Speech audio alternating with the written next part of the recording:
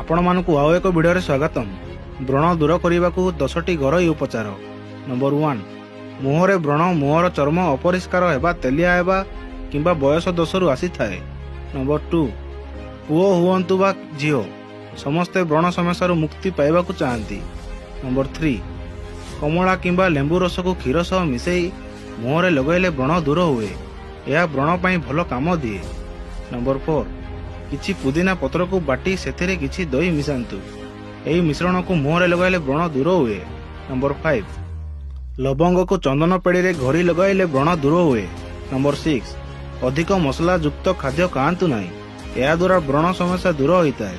Number 7, ଗୋଟିଏ କଦଳୀକୁ ବାଟି ମୁହଁରେ ଲଗାନ୍ତୁ। 30 ମିନିଟ୍ ପରେ ମୁହଁକୁ କ୍ଷୀରରେ ଦହି ଦିଅନ୍ତୁ।